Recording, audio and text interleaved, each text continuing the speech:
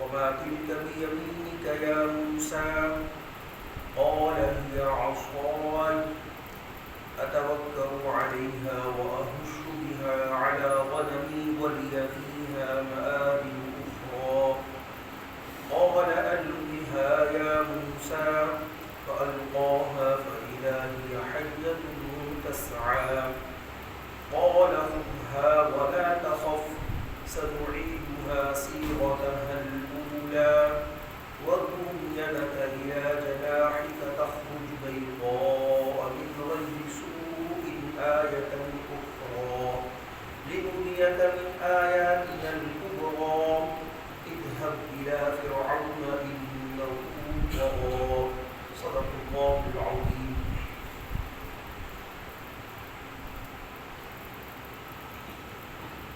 سامعین ماقبل کی آیات کے اندر اللہ رب العزت نے ایک بات ارشاد فرمائی تھی جس وقت سیدنا موسیٰ علیہ السلام وادی طویٰ میں گئے. اللہ رب العزت نے ارشاد فرمایا کہ ہم نے آپ کو منتخب فرما لیا ہے, چن لیا ہے, جو وحی ہم آپ کی طرف کر رہے ہیں اس کو غور سے توجہ سے سننا.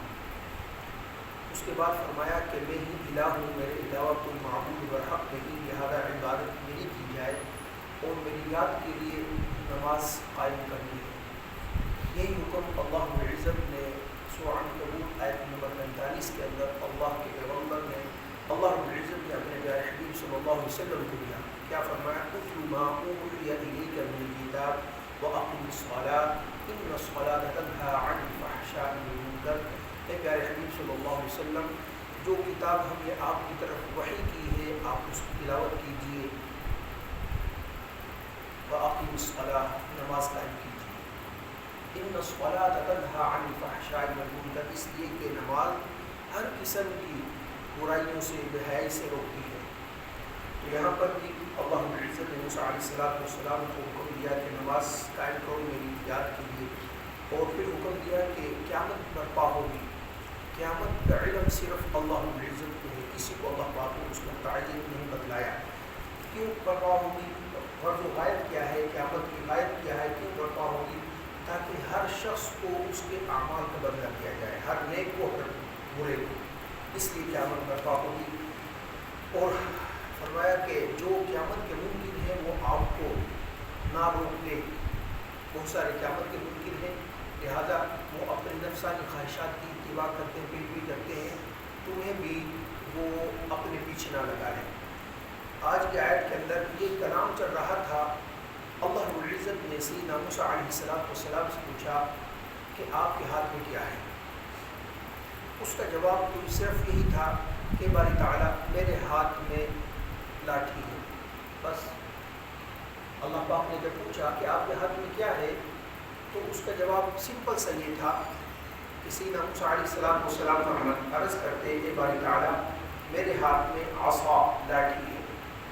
لیکن سیدنا موسیٰ علیہ السلام نے اپنے کلام کو طول دیا. فرمایا کہ باری تعالیٰ میرے ہاتھ میں لاٹھی ہے, اس کے ذریعے سے میں کیا کرتا ہوں؟ اتوکل علیہا, ٹیک لگاتا ہوں. وابش بہا علی غنمی, اس کے ذریعے سے میں اپنی جو بھیڑ بکریاں ہیں ان کے لیے پتے جھڑاتا ہوں. ولی فیہا مآرب اخرى, اور اس کے علاوہ اور بہت سے کام کرتا ہوں.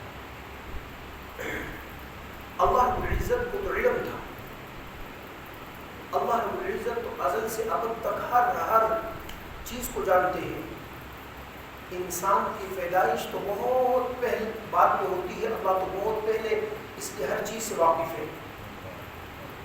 انسان کو تو شاید اپنے لون کے اندر یہ بھی معلوم نہ ہو, اتنا سا ہمارا لون ہوتا ہے چھوٹا سا, کہ ہمارے لون کے اندر درختوں کی تعداد کیا ہے, نہیں, عموماً نہیں معلوم ہوتا کتنی تعداد ہے.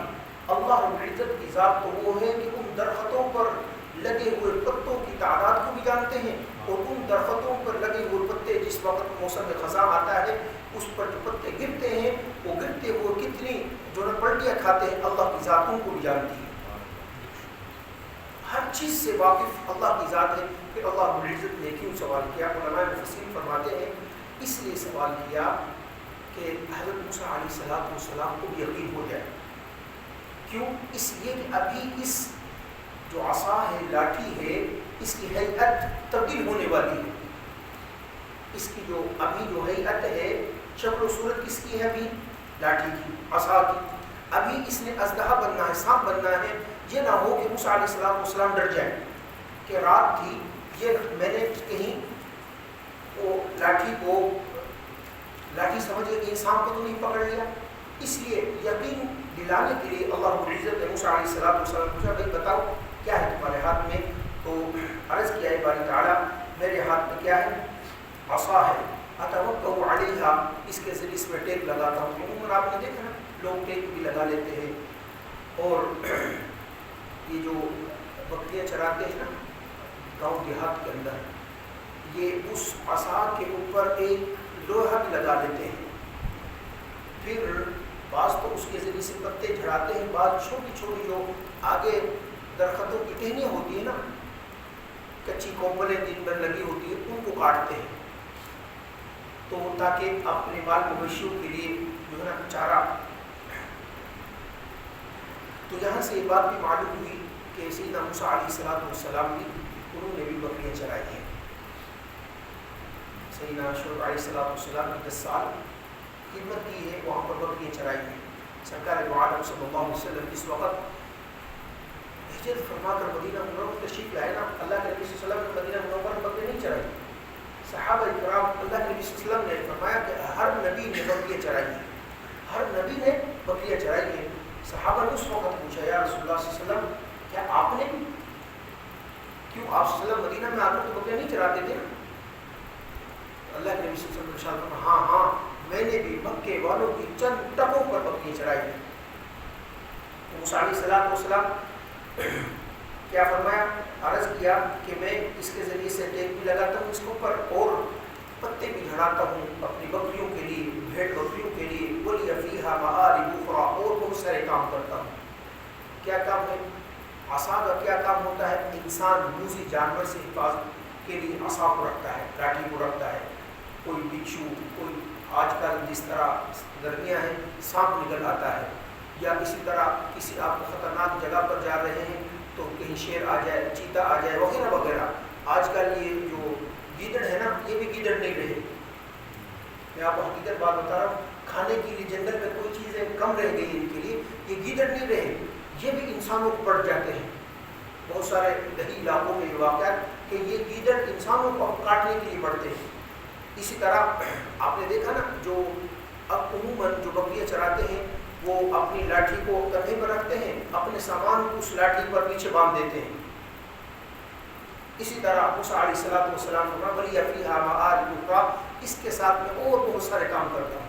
اب انسان ہاتھ میں پکڑے تو ذرا مشقت ہوگی، اگر اسی شاپر میں ڈال کر اور جو ہے نا اس کو لاٹھی کے ساتھ لٹکا دے اور اس کو کندھے پر آگے سے پکڑ کر رکھے تو آسانی کے ساتھ زیادہ وزن لٹکایا جا سکتا. خیر بہت سارے کام. اس لیے یہ سنت عمل ہے، انسان اپنے ہاتھ میں عصا رکھے، یہ سنت عمل ہے. اللہ کے نبی صلی اللہ علیہ وسلم بھی ہاتھ میں عصا رکھتے تھے. اگر کبھی عصا نہ ہوتا تو نیزہ رکھتے تھے. جس وقت کسی سفر میں ہوتے تو نیزے کو جب سفر میں ہوتے تو بطور سترہ کے بھی گاڑ دیا کرتے تھے. سترہ کہ کوئی بھی آگے سے حمار گزرے، گدھی گزرے، انسان گزرے، کوئی تاکہ نماز میں خلل واقع نہ ہو. تو یہ کیا ہے؟ سنت عمل ہے. بہت سارے فائدے ہیں. پہلے زمانے میں لوگ رکھا کرتے تھے، اب بہت قریب چند لوگ رکھتے ہیں، ورنہ اکثریت اس سنت کو ترک کر چکے ہیں. تو خیر قال القیہا یا موسیٰ، اللہ رب العزت نے فرمایا اے موسیٰ اس کو ڈال دو. کہ تمہارے ہاتھ میں عصا ہے نا، لاٹھی ہے، جو تم نے خود کہا ہے کہ لاٹھی اس کو ڈال دو. بعض علماء مفسرین فرماتے ہیں کہ اللہ رب العزت نے موسیٰ علیہ السلام سے یہ کلام کیوں کیا؟ کہ اس لیے کیا کہ اللہ رب العزت نے ما قبل میں حکم دیا تھا نا، میں اننی انا اللہ، میں تمہارا رب ہوں. جس وقت موسیٰ علیہ السلام وادی طویٰ میں گئے نا تو وہاں پر اللہ رب العزت نے حکم دیا کہ میں تمہارا رب ہوں. تو اللہ کی جو بات تھی نا، اس کی ہیبت اور جلالت اور کیا تھا، خوف طاری تھا اس کو دور کرنے کے لیے اللہ رب العزت موسیٰ علیہ السلام سے کلام کر رہے ہیں تاکہ وہ خوف اور ہیبت وہ جلالت دور ہو جائے. تو فرمایا قال القها یا موسیٰ، اے موسیٰ اس عصا کو ڈال دیجئے. فالقاها، جس وقت موسیٰ علیہ السلام نے اس عصا کو ڈالا نا، فاذا هي حية تسعى، تو اچانک وہ دوڑتا ہوا سانپ بن گیا. دیکھیں یہاں پر اس سورت کا نام کیا ہے؟ سورۃ طٰہٰ. یہاں پر ہے فاذا هي حية تسعى، وہ دوڑتا ہوا سانپ بن گیا. اسی طرح سورۃ شعراء آیت نمبر 32 کے اندر آیا ہے فاذا هي ثعبان مبین، وہ بڑا اژدہا بن گیا. اسی طرح اگلی سورۃ سورۃ قصص آیت نمبر 31 کے اندر آیا ہے کہ جس وقت اس لاٹھی کو ڈالا تو وہ جان بن گیا. جان اب کیا ہے؟ حیہ، ثعبان مبین اور جان کیا مطلب ہے؟ لفظ چیز ایک ہی ہے، تین معنی کیوں بیان کیے ہیں؟ دیکھیں فاذا هي ثعبان کا مطلب ہوتا ہے بڑا اژدہا. ثعبان مطلب کیا ہے؟ بڑا اژدہا. اور جان کا مطلب ہے چھوٹا سانپ. ہی حیۃ تسعیٰ کا مطلب یہ ہے کہ بھئی ایسی بات نہیں تھی کہ جو بڑا اژدہا ہوتا ہے عموماً وہ بڑی جسامت کی وجہ سے اس میں چستی نہیں ہوتی، وہ پھرتیلا نہیں ہوتا، وہ ذرا آہستہ چلتا ہے، رینگتا ہے. ایسی بات نہیں کہ وہ بڑا سانپ ہونے کی وجہ سے کہ وہ اس کے اندر چستی نہ ہو، بلکہ وہ اس بڑا اژدہا ہونے کی صورت میں بھی بڑا چست اور چلاک تھا. ایک یہ مطلب بیان کیا. دوسرا بیان کیا کہ موقع کی مناسبت سے جس وقت یہاں پر ڈالا کہ سیدنا موسیٰ علیہ السلام والے دعا میں تھے، یہاں پر اس وقت عصا کو ڈالا تو اس وقت وہ چھوٹا سانپ تھا. لیکن جس وقت یہی عصا فرعون کے سامنے ڈالا، ان کے جو ہے نا وہ جو جادوگر تھے ان کے سامنے ڈالا تو فاذا هي ثعبان مبین، بڑا اژدہا بن گیا. تو فرمایا فاذا هي حية تسعى، وہ اچانک کیا؟ دوڑتا ہوا سانپ بنا. قال خذها ولا تخف. اب سیدنا موسیٰ علیہ السلام جو ہے نا اس کو دیکھ کر ڈر گئے. اب دیکھیں یہ خوف عقیدے کے اعتبار سے نہیں تھا، یہ خوف تھا طبعی طور پر. عقیدے کے اعتبار سے کوئی بھی نبی کبھی بھی کسی خوف سے ڈرتا نہیں ہے. مثال یہ ہے کہ سیدنا ابراہیم علیہ السلام کے واقعے کو ہم نے پڑھا بھی، آگے بھی آئے گا کہ ابراہیم علیہ السلام کو جو ہے نا کس طرح ان کی قوم نے تکلیف دی کہ برہنہ حالت میں ان کو باندھ کر آگ میں ڈالنا. پہلے تیاری کی، پھر بعد باندھ کر اس منجنیق کے ذریعے سے آگ میں ڈالا. لیکن سیدنا ابراہیم علیہ السلام کی جو ہے نا کسی دل پر بھی اور ان کے جسم پر بھی ذرا برابر بھی خوف طاری نہیں ہوا. کیوں؟ یہ خوف تھا مخلوق کی طرف سے. ہاں جس وقت خوف خالق کی طرف سے ہو تو اللہ کے پیغمبر بھی ڈر جایا کرتے ہیں.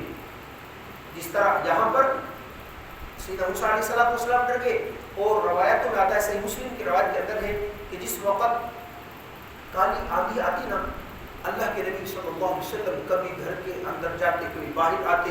ہم عائشہ عرض کرتی یا رسول اللہ کیا مسئلہ ہے؟ آپ کبھی اندر آتے ہیں کبھی باہر جاتے ہیں، تو لوگ تو خوش ہیں کہ کالی آندھی آئی ہے، بادل آئے ہیں، یہ بارش برسائیں گے اور جو ہے نا ہر طرف سبزہ ہوگا. اللہ کے نبی صلی اللہ علیہ وسلم فرماتے اے عائشہ تمہیں کیا معلوم، مجھے ڈر لگتا ہے، خوف آتا ہے کہیں یہ وہی آندھی نہ بن جائے ہمارے لیے اس طرح پہلی امتوں کے لیے بھی آندھی آئی تو لوگ خوش ہوں گے کہ بھئی اب کیا بنے گا، برسے گا، بارش آئے گی اور ہر طرف سبزہ ہوگا اور جو ہے نا اللہ اناج اگے گا. لیکن وہیں سے اسی بادلوں سے اللہ رب العزت نے آگ برسائی جس سے پوری کی پوری قوم جل کر بسم ہو گئی. اب دیکھیں اللہ کی طرف سے جو اس طرح امر آئے اس پر جو ہے نا خوف طاری ہوتا ہے، اگر لوگوں کی طرف سے آئے تو خوف طاری نہیں ہوتا. اس لیے سیدنا موسیٰ علیہ السلام بھی ڈر گئے تو قالا خذها ولا تخف. اللہ رب العزت اس لیے فرمایا کہ آپ پکڑ لیجیے اس کو، آپ نہ ڈریے. سنعيدها سیرتها الاولى، ہم قریب جس وقت آپ پکڑیں گے نا ہم پہلی حالت میں اس کو لوٹا دیں گے. وَضْمُمْ يَدَكَ، ایک تو یہ اللہ رب العزت نے معجزہ عطا فرمایا سیدنا موسیٰ علیہ السلام کو کہ ہاتھ کے اندر عصا ہے، آپ اس کو ڈالیں گے وہ سانپ بن جائے گا، اژدہا بن جائے گا. دوسرا جو معجزہ عطا کیا اللہ رب العزت نے سیدنا موسیٰ علیہ السلام کو، دیکھیں اس میں بھی بہت زیادہ چیزیں علماء مفسرین بیان کی ہیں، وقت قلیل ہے. کہ ایک درخت ہے نا، اس کے ساتھ جتنی بھی عصا ٹہنیاں ہیں اس کے اندر ایک زندگی ہے، جڑوں سے بھی وہ زندگی حاصل کر رہی ہے اور پتوں کے ذریعے سے بھی زندگی، آکسیجن وغیرہ وغیرہ. لیکن جس وقت اسی درخت کو آپ کاٹ دیں، اب ایک قسم کی اس کے اندر زندگی نہیں ہوتی، کاٹ کر سوکھ جائے، اب زندگی تو ختم ہو گئی نا اس کے اندر. اب کوئی ایسی بات نہیں کہ اس کو کوئی اور زندہ کر سکے سوائے اللہ رب العزت کی ذات کے. اللہ رب العزت نے یہ کام کیا کہ اس سوکھی ہوئی عصا اور لاٹھی کو اللہ رب العزت نے صاف بنا ڈالا. یہ صرف اللہ رب العزت کے قبضہ قدرت میں ہے، ورنہ جب سے دنیا بنی ہے ابھی تک کوئی ذات، کوئی بھی انسان خواہ کتنے بھی ترقی کر جائیں، کتنے بھی ترقی کر جائیں، آج تک کوئی ایسا انسان پیدا نہیں ہوا جس نے کسی بھی ہیئت کو، چیز کے ہیئت کو تبدیل کر دیا ہو. یہ کیمیائی دان جتنے بھی ہیں ان کا یہ کوشش کرتے رہتے ہیں اور کہتے ہیں صرف ہم 1% پیچھے رہ گئے، بس وہ 1% ابھی تک جو ہے نا پورا نہیں ہوا اور قیامت تک بھی پورا نہیں ہوگا. وہ کہتے ہیں بس ہم بالکل قریب پہنچ گئے، بھائی تھوڑی سی رہ گیا، بس یہ ہو جائے گا، وہ پورا نہیں ہونے والا. یہ اللہ رب العزت کی ذات ہی ہے جس نے اس مردہ لاٹھی کو، عصا کو زندہ کر دیا اور اس کے اندر جان پیدا فرما دی. اس کے علاوہ کوئی ذات نہیں ہے. دوسرا معجزہ فرمایا وَضْمُمْ يَدَكَ إِلَىٰ جَنَاحِكَ تَخْرُجْ بَيْضَاءَ مِنْ غَيْرِ سُوءٍ آیَةً أُخْرَىٰ، کہ آپ اپنے ہاتھ کو گریبان کے اندر، دانا ہاتھ کو بائیں ہاتھ کی بغل میں ڈالیں، گریبان سے بغل میں ڈالیں. جس وقت آپ اس کو باہر نکالیں گے نا تو یہ ہاتھ سورج کی روشنی کی طرح چمکے گا. اور اللہ رب العزت نے ارشاد فرمایا کہ دیکھیں عموماً برس اور دیگر جو بیماریاں ہیں ان کی وجہ سے انسان کیا ہو جاتا ہے، پریشان ہو جاتا ہے، اور مختلف جو ہے نا بہت زیادہ علاج معالجے کے بعد بھی وہ صحیح نہیں ہوتا. اللہ رب العزت نے ارشاد فرمایا کہ ایسی بات نہیں ہے، من غیر سوء آیۃ، بغیر کسی تکلیف کے. یہ بھی اللہ رب العزت کی طرف سے معجزہ. فرمایا وَضْمُمْ يَدَكَ إِلَىٰ جَنَاحِكَ، آپ اپنے ہاتھ کو اپنے گریبان کے اندر ڈالیں. تخرج بیضاء، جس وقت آپ اس کو نکالیں گے نا تو وہ روشن ہوگا، سورج کی طرح روشن ہوگا. من غیر سوء، بغیر تکلیف کے. ایسی بات نہیں کہ اس کے اندر تکلیف ہو سفیدی کی وجہ سے. کہ آپ جانتے ہیں جس طرح کہ مکمل جسم ایک رنگ کا ہے، صرف ہاتھ کو کیا ہو جائے، سفید ہو جائے، شاید یہ کسی بیماری کی وجہ سے ہو، کسی اور وجہ سے ہو. فرمایا من غیر سوء، ایسی بات نہیں، بغیر تکلیف کی. آیۃ اخری، یہ دوسری نشانی اللہ رب العزت نے جو ہے نا موسیٰ علیہ السلام کو عطا فرمائی. پہلی نشانی کیا تھی؟ عصا کی. دوسری نشانی یہ ہاتھ کی. لِنُرِيَكَ مِنْ آیَاتِنَا الْكُبْرَىٰ، یہ اس لیے تاکہ ہم آپ کو اپنی بڑی بڑی نشانیاں دکھائیں. یہ نشانیاں لے کر، یہ معجزات لے کر جو اللہ رب العزت نے آپ کو عطا کی ہیں، یہ لے کر آپ کہاں جائیں؟ فرعون کی طرف جائیں. اللہ اکبر.